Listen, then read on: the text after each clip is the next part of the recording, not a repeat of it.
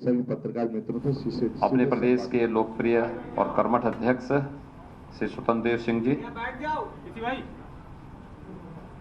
और मेरे दोनों वरिष्ठ सहयोगी श्री केशव जी अभी कुछ ही देर में इस विषय को ज्वाइन करेंगे और दिनेश जी यहाँ पर मौजूद हैं। इन सब की ओर से मैं आपका स्वागत करता हूँ। पीसी के इस उसमें काफ़ी दिनों के बाद हम लोग संवाद कर पा रहे हैं, क्योंकि पिछले 2 महीनों के एक मैराथन दौड़ के बाद देश के सबसे बड़े राज्य के चुनाव प्रक्रिया को, चुनाव प्रचार के कार्यक्रम को शांतिपूर्ण तरीके से समारोह करने के उपरांत हम लोग आए हैं और इसीलिए इन सब पर आपसे चर्चा की जाए, इसीलिए यह विशेष हम लोगों ने पीसी यहाँ पर बुलाई है।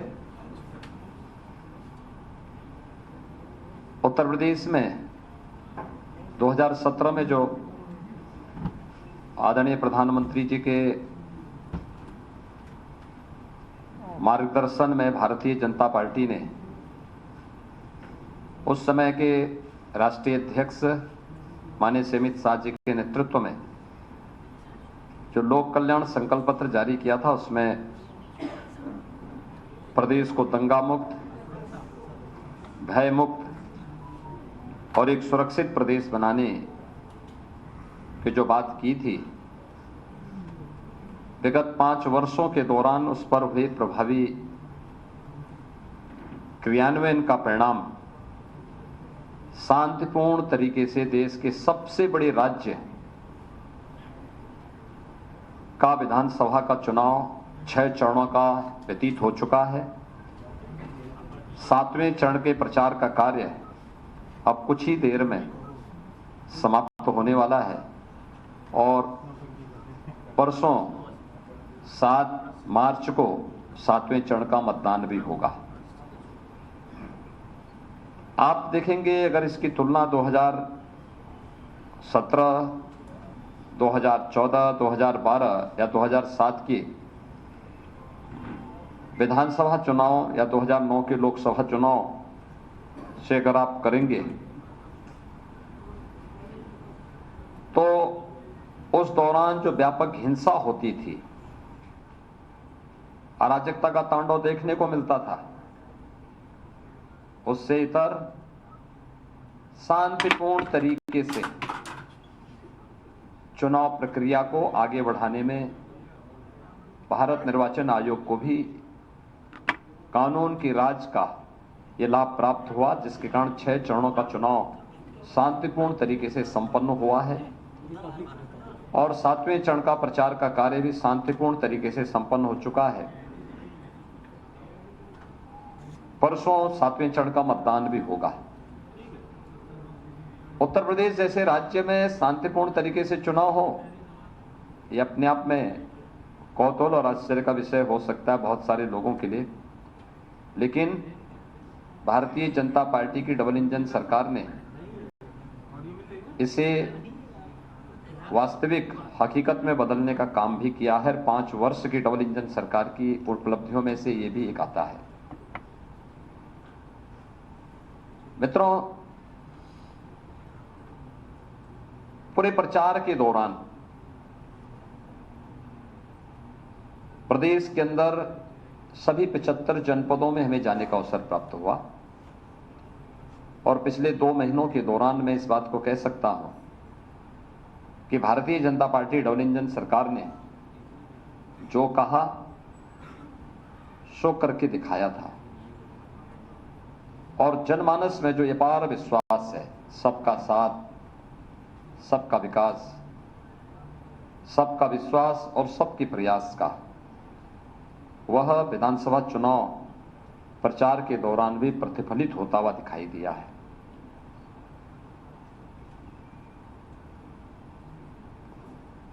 यह सच है कि 2014 से पहले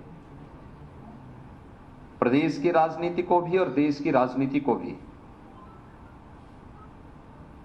कांग्रेस और अन्य क्षेत्रीय दलों ने जाति, मत, मजहब, क्षेत्र, भाषा और तमाम अन्य बातों के आधार पर विभाजित कर दिया था। और इस उधेड़-बुन में मूल बिंदुओं पर ध्यान नहीं जा पाता था। पहली बार देखने को मिला है जब 2014 में प्रधानमंत्री मोदी जी के नेतृत्व में इलेक्शन लड़े गए और भारत के सामान्य निर्वाचन के लिए उस समय इलेक्शन के एजेंडे को जो धार उन्होंने दी थी, लोकसभा चुनाव के पहले प्रधानमंत्री जी ने नारा दिया था सबका साथ और सबके विकास का। लोगों को लगता था कि ये वास्तव में क्या है, लेकिन जब 2014 में सरकार बनी और सरकार ने अपने बिंदुओं को फोकस किया, देश की आंतरिक और बाह्य सुरक्षा को लेकर, देश की आस्था के सम्मान को लेकर, देश की इंफ्रास्ट्रक्चर डेवलपमेंट को लेकर के और गरीब कल्याणकारी योजनाओं का लाभ बिना भेदभाव के प्रत्येक नागरिक तक पहुंचाने का,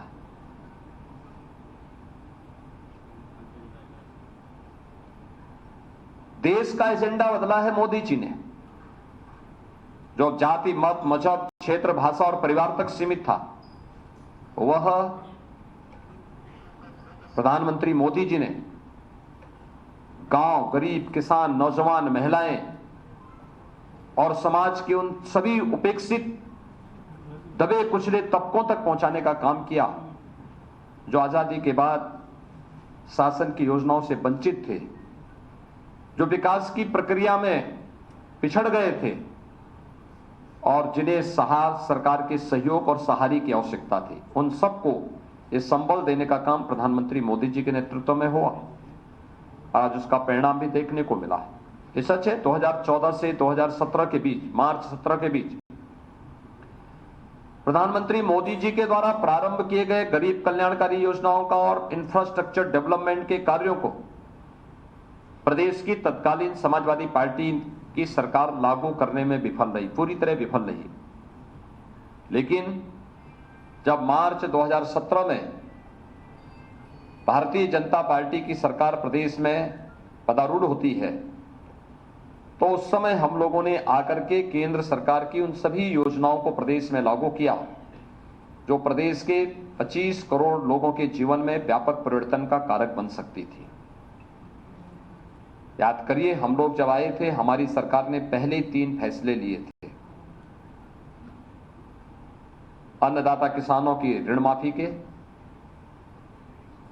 जिसमें 86 लाख किसानों का 36,000 करोड़ रुपए का कर्ज माफी का कार्यक्रम हुआ था।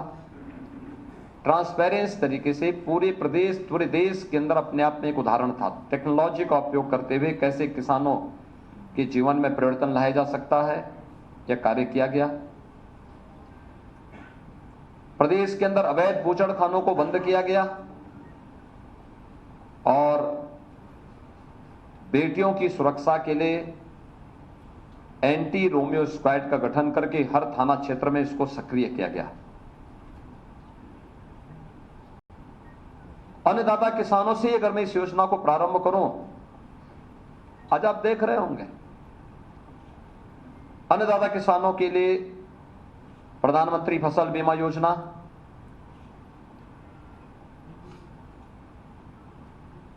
एमएसपी की घोषणा 1967 में हुई, लेकिन वास्तविक रूप से अन्नदाता किसानों को उनकी उपज का 1.5 गुना दाम मिल जाए, यह प्रधानमंत्री मोदी जी ने 2017-18 में लागू कराया। उत्तर प्रदेश में प्रोक्यूरमेंट की पॉलिसी भारतीय जनता पार्टी की डबल इंजन सरकार लेके आई। किसान की उपज को खरीदने के लिए कोई बिचौलिया नहीं होगा, कोई आड़ती नहीं होगा, किसान को उसकी उपज का दाम सीधे मिले, यह भी भारतीय जनता पार्टी की डबल इंजन सरकार ने किया। किसान को अपनी फसल को और कई बहुत फसल अपने खेत में उगा सके, इसके लिए प्रधानमंत्री कृषि सिंचाई योजना का उपयोग किया गया। दशकों से लंबित बाण सागर परियोजना, अर्जुन सहायक परियोजना, सरयू नहर राष्ट्रीय परियोजना जैसी 1.5 दर्जन से अधिक परियोजनाओं को पूरा किया गया। 22 लाख हेक्टेयर से अधिक भूमि को सिंचाई की सुविधा प्रदेश के अंदर उपलब्ध करवाने का कार्य इस दौरान डबल इंजन सरकार ने किया। अन्नदाता किसानों को शासन की योजनाओं का भरपूर लाभ देते हुए उनके जीवन में परिवर्तन लाने का काम भारतीय जनता पार्टी की सरकार ने लिया और वर्तमान में 2,54,00,000 से अधिक किसान उत्तर प्रदेश के अंदर ऐसे हैं जो प्रधानमंत्री किसान सम्मान निधि का लाभ प्राप्त 6,000 रुपए सालाना प्राप्त कर रहे हैं।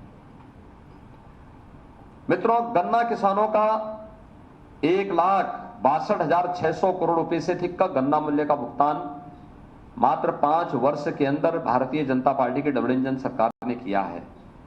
अगर इस पूरी राशि को आप 2003 से लेके 2017 के बीच सपा बसपा सपा की सरकार के कार्यकाल को देखेंगे, इतना गन्ना मूल्य का भुगतान इन पूरे 3 कार्यकाल में भी ये लोग नहीं कर पाए थे।